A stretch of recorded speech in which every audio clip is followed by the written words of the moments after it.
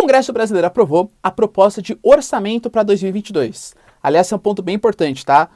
Geralmente o brasileiro médio acha, de maneira geral, que não existe um orçamento previsto. Que o presidente vai lá, ele decide, eu vou gastar tanto em saúde, tanto em educação, etc. Tal. Na verdade, quem decide isso é o parlamento.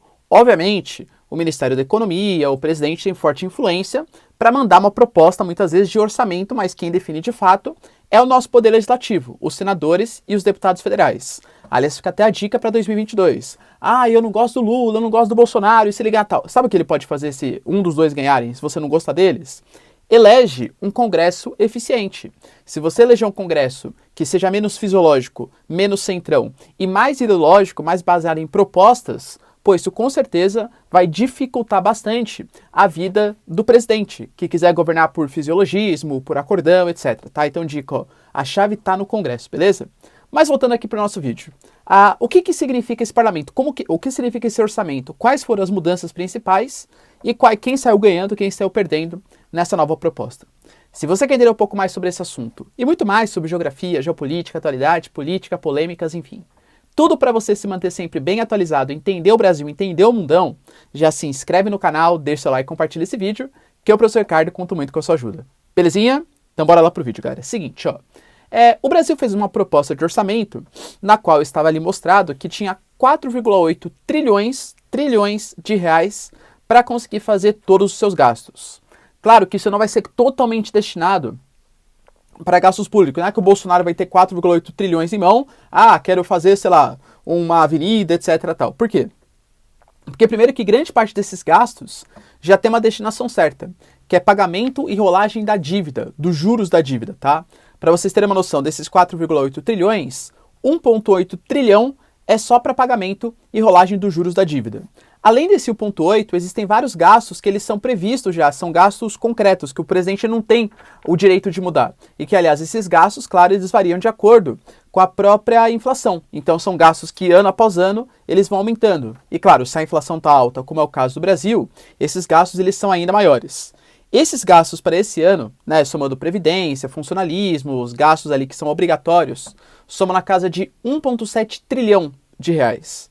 O outro são gastos um pouco mais maleáveis. Mas, claro, você tem que agradar todo mundo. Tem que ter orçamento para o Ministério da Saúde, Ministério da Defesa, orçamento do Ministério da Educação, etc. Tal, né? Como que o parlamento ele dividiu? Eu não vou colocar toda a proposta de divisão. Aliás, eu vou colocar até algumas imagens, alguns dados aí para vocês. Mas vocês acham isso aí facilmente, tanto no site da Câmara como no site do Senado. Quem aprovou foi o nosso parlamento, foi o nosso Congresso Nacional, né? Eu vou pegar para vocês quais são os pontos que eu acho mais polêmico dessa nova proposta, dessa mudança no orçamento para 2022. Primeiro ponto que eu acho que ele é bastante relevante, o salário mínimo, né? O salário mínimo, ele fica na casa de 1.210, basicamente corrigido pela inflação. Então não houve um aumento real do salário mínimo, como já houve em tempos anteriores. Outro ponto importante foi o sumiço do chamado Bolsa Família, que correspondia mais ou menos a 38 bilhões de reais dos nossos gastos públicos para o Auxílio Brasil. O Auxílio Brasil que vai ser na casa dos 89 bilhões de reais. Professor, mais 89... Calma, né? É 89 menos os 38, porque os 38 do Bolsa Família vão já ingressar no chamado Auxílio Brasil. O Auxílio Brasil ele promete expandir a base de pessoas que são beneficiadas com auxílio e promete até R$400. Só que, claro, muito cuidado porque esse Auxílio Brasil, ele tem um valor, não é que, por exemplo, Bolsa Família, né, que já tinha um gasto ali previsto. O Auxílio Brasil ele vai ter que ser renovado todos os anos. Você deixa de ter um programa social que sempre vai acontecendo, está sempre previsto no nosso orçamento, para ser um gasto ser um gasto mais extra, assim, né, um gasto que tem que ser mudado corriqueiramente, anualmente. E isso, R$400, ele coincidentemente, claro, ele vai até o final de 2022. Justamente quando a gente acaba com o período de eleição. Aliás, esse orçamento, eu vou falar para vocês, ele tem muito impacto para o ano que vem, esse ano de eleição, porque é ano de fazer obra, de deputado mostrar serviço, fazer programa social, né, dentre outras coisas. Então, o Auxílio Brasil, a criação desse programa social, ele mais que dobrou o auxílio anterior, que era o Bolsa Família, tá? Outro ponto importante que eu acho legal destacar com vocês é a questão das emendas do relator. As emendas, né, as emendas parlamentares. O Brasil, ele tem ali um sistema federalista em que o nosso poder legislativo, os deputados federais e senadores, eles são representantes do povo e representantes de cada estado. Qual que é a ideia de uma emenda parlamentar? Você pega ali, por exemplo, um deputado federal. O deputado federal, em tese, ele conhece muito mais a realidade do estado que o elegeu do que o presidente. Então, o presidente, no próprio orçamento, né, o Congresso, na verdade, no próprio orçamento, ele já delimita que uma parte dos gastos públicos, quem vai fazer o papel de poder executivo de executar as obras não vai ser o presidente. Vão ser os deputados, que em tese conhecem mais a realidade nacional. Em tese, né, tudo ótimo, sensacional. Qual que é o grande problema? Que essas emendas, muitas vezes, elas aumentam muito em ano eleitoral para o deputado mostrar que está fazendo serviço, que está executando alguma coisa. Isso é uma espécie de compra de votos indireta, né? Então faz uma avenida aqui, faz uma reforma ali, abre enfim, né, algum tipo de serviço público para aquela população local e, obviamente, ganhar votos em torno disso. As emendas aumentaram bastante e, de maneira preocupante, a emenda do relator ela foi mantida. A emenda do relator ela é a que é menos transparente de todas as emendas. Inclusive, muita gente estava falando, né, que era o bolsolão, comparando com o mensalão, tal, enfim, né? Porque elas são pouco evidentes e elas são liberadas muito por conta de acordo com o presidente da Câmara, com o relator, por isso que a gente chama de emenda de relator. E nos últimos gastos, nas últimas emendas, os deputados que eram mais próximos do Arthur Lira, do presidente, receberam mais essas emendas do relator do que deputados da oposição. Então não teve um critério muito objetivo, era um critério meio pessoal. Ah, se é amigo, pô, vem aqui que eu te dou a emenda do relator, você vai lá e consegue fazer as obras para a sua população local, tá? Então essa emenda foi mantida. Outro ponto importante, a gente até fez vídeo discutindo sobre isso, que é a questão do fundão. O fundão não ficou em 5,7 bi. Aê, professor, sabia, os deputados pensaram... Então, mas calma, ficou em 4,9 bi. Não melhorou tanto assim, tá? 4,9 bi é um valor absurdo, galera, absurdo, tá? A gente teve uma discussão séria em 2 vídeos anteriores, falando sobre a questão do financiamento público e privado de campanha, quais são os benefícios e malefícios. Recomendo, inclusive, que vocês vejam o vídeo, tá? Quem tem esse tipo de dúvida. Mas, 4,9 bilhões é um escárnio. Para vocês terem uma noção, o Ministério do Meio Ambiente, que tem toda a questão de desmatamento da Amazônia, Cerrado, vistoria das áreas de fronteira, etc., tal, vai ter quase 1/4 do que o Congresso, o que os deputados federais, os partidos políticos, vão ter para gastar para fazer as suas propagandas. Anotei aqui, ó, o Ministério do Meio Ambiente, ele vai ter 3 bi de orçamento, né? Na verdade é quase metade, né? Vai ter 3 bi de orçamento. O CAPES, sabe o CAPES? De pesquisa, doutorado, mestrado, tal, 1,8 bilhão. 1,8 bilhão. Ou seja, a gente vai gastar quase 3 vezes mais, porque além do fundo eleitoral tem também o fundo partidário, que é de 1,1 bi, tá? Então somos 4,9 mais 1,1, são 6 bilhões para partidos políticos, enquanto o CAPES, que é responsável por grande parte da pesquisa, desenvolvimento, conhecimento que o Brasil gera, vai estar na casa de 1,8 bi de reais. Ou seja, é uma diferença muito gritante, né? Infraestrutura, por exemplo, poderia ser muito reforçada, etc. Outro fato, a gente teve, pessoal, o adiamento dos precatórios, isso abriu margem para fazer, inclusive, o Auxílio Brasil. Para quem não sabe, os precatórios é a dívida que o Estado ele tem com a nossa população. Então, por exemplo, o Estado tomou um território que não deveria ter tomado e deve uma indenização para a pessoa. Fez uma reintegração de posse, fez uma apropriação daquele espaço e deve dinheiro para a população, para as empresas, isso é um precatório. Ou seja, todo o trânsito em julgado já ficou definido que o Estado realmente está devendo para a sociedade civil. Quando eu falo para vocês que está adiando o precatório, é basicamente o Brasil está falando, olha, infelizmente não tenho dinheiro para te pagar agora. Preciso criar o Auxílio Brasil, preciso criar outros gastos aqui, então eu vou te pagar, sei lá, até quando, tá? Na verdade, o prorrogamento desses precatórios ficou até 2026.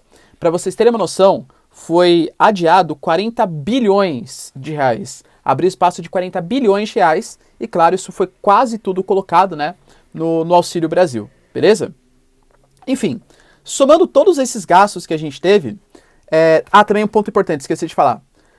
Basicamente, todos os servidores públicos federais, que está previsto, né, na Constituição, servidores estaduais e municipais, dependem de outros orçamentos estaduais e municipais, eles tiveram seus salários paralisados, queda dos investimentos. Claro, a gente está numa situação de extrema dificuldade e tal. Só que uma coisa chamou bastante atenção. Uma classe específica teve um aumento, aliás, bastante significativo do seu salário, da sua remuneração, dos seus investimentos. E essa classe são de policiais federais, a Polícia Federal. infraestrutura, pagamentos, equipamentos e tal. Isso chamou muita atenção porque, pessoal, eu entendi, porque você fala que os policiais devem ser mal pagos. Você não gosta de policial. Não é isso, galera. É porque o Brasil está em crise. E aí você privilegiar uma classe frente às outras, óbvio que isso vai gerar motivo de protestos, motivo de manifestação, tá? Por que os policiais? Tem duas interpretações possíveis de ser feitas, tá? Isso segundo o principal noticiário, os principais políticos aí estão falando. Primeiro, a gente sabe que a polícia é uma classe que ela é bastante, digamos assim, próxima do governo Bolsonaro. Grande parte dos policiais, principalmente policial federal. Então você reforçar o pagamento, isso faz com que a polícia tenha mais apoio, né? Ou seja, o Bolsonaro seja mais apoiado ainda pelas polícias federais. Talvez isso pressione, inclusive, as polícias militares de cada estado façam também uma exigência para que os seus governadores, enfim, a diretriz orçamentária de cada um dos estados, porque PM é estadual, não é federal, também exija maiores pagamentos. Então isso é um ponto bem significativo, um ponto bem importante. Uma análise um pouco mais maliciosa, não sei, galera, fica a cargo de vocês, é que o Bolsonaro estaria querendo ajudar a Polícia Federal porque existem alguns envolvimentos de membros da família, dele próprio, talvez ali de interferências na Polícia Federal, enfim, né? Não vamos citar maiores casos aqui, mas poderia ser uma espécie de agradinho, talvez. Cara, confesso que eu não sei, tá? Mas, outro ponto importante, que eu falei para vocês, a Polícia Federal recebendo esse aumento, outros membros ficaram pé da vida com isso. Por exemplo, auditores da Receita Federal. A Receita também faz parte do orçamento da União. E não é que eles tiveram uma manutenção só dos salários. Os salários não aumentaram de fato, mas eles tiveram uma queda dos investimentos. Investimento em infraestrutura, pagamento. A queda estaria, pessoal, em torno de 50%. Por exemplo, tiveram uma queda de 51% só em tecnologia de informação. Auditor da Receita Federal. Estima-se que eles possam terminar o final do ano que vem sem conseguir pagar conta de luz, conta de água e tal. Justamente pela redução do orçamento. Então, a gente da Receita Federal, estamos tendo serviço precarizado, enquanto a Polícia Federal está tendo um aumento dos seus investimentos. Não é pandemia, não é situação calamitosa, tem que ser calamitosa para todo mundo, tá bom? Então gerou uma certa briguinha. Inclusive o Paulo Guedes, que a gente conhece por medidas mais de austeridade, controle de gastos públicos, ele se dizia contra o aumento de salário ou de investimentos para qualquer tipo de servidor. Mas acho que a questão política, nesse caso, acabou falando mais alto do que a questão orçamentária, tá? Enfim, galera, do gasto mais nobre, né, tirando aí o Ministério da Educação, do Meio Ambiente e tal, o gasto mais nobre, que é o gasto com investimento, de fato, ele vai ficar na casa dos 44 bilhões de reais. É um gasto muito baixo. Por quê? Porque muitos outros dinheiros, né, muitos outros investimentos já foram tirados do meio caminho. Investimentos que poderiam não ter sido tirados. Esses aumentos, por exemplo, ou então, por exemplo, gastos com emendas parlamentares, que são gastos extremamente elevados, gastos, por exemplo, com um programa social, tirando o Bolsa Família, um programa social que só tem validade até o final do ano eleitoral, no valor de R$400, poderia ser feito talvez de uma maneira melhor, será uma política de Estado e não uma política de governo, tá? Mas basicamente as emendas e o próprio fundão eleitoral e o fundo partidário são as principais críticas. Outro ponto de análise bem importante que eu tenho que fazer, para vocês terem uma noção, tá? Em 2012, o Brasil ele gastou 200 bilhões em investimentos. Esse ano, 44 bilhões. Pô, teoricamente, deveria estar subindo um pouco mais esse valor, se o Brasil quer se desenvolver, progredir, etc. De maneira geral, né? Qual que é a minha crítica, então? Esse orçamento, eu diria para vocês que ele foi muito, e talvez não seja culpa só do governo Bolsonaro, talvez qualquer governo em ano eleitoral fosse obrigado a fazer a mesma coisa, porque o nosso Congresso ainda é bastante fisiológico.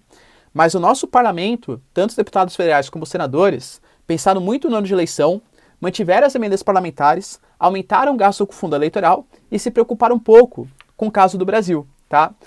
Teve o benefício uma classe muito nichada, que é a classe dos policiais federais, e esqueceu outros servidores públicos federais, inclusive na questão de infraestrutura. Outra coisa que me chama bastante atenção também é o altíssimo gasto que a gente ainda mantém com o funcionalismo público e com a nossa previdência. E claro, a culpa não é do senhorzinho que recebe a previdência ou do baixo clero do funcionalismo público que ganha ali seus R$2.000, R$3.000 por mês. A culpa é, claro, do alto escalão do funcionalismo público. Promotores, juízes, etc., que tem um gasto muito, extremamente elevado. A nossa previdência também ainda mantém muitos privilégios, né? Então isso pode ser alvo de críticas também. Pô, só desses gastos é 1,7 trilhão. E, claro, a própria questão do rolamento da dívida. A nossa dívida pública é extremamente elevada. Com o aumento da taxa de juros, há uma tendência ainda de disparar ainda mais essa dívida. E você, galera, o que achou da proposta do orçamento? Achou que eles pensaram de maneira republicana ou pensaram de acordo com seus próprios interesses, hein? O que você acha? Governo e Congresso ajudaram a população nessa? Deixa aí nos comentários, quero saber a sua opinião. No mais, galera, se vocês curtiram o vídeo, tamo junto, beijos, abraços e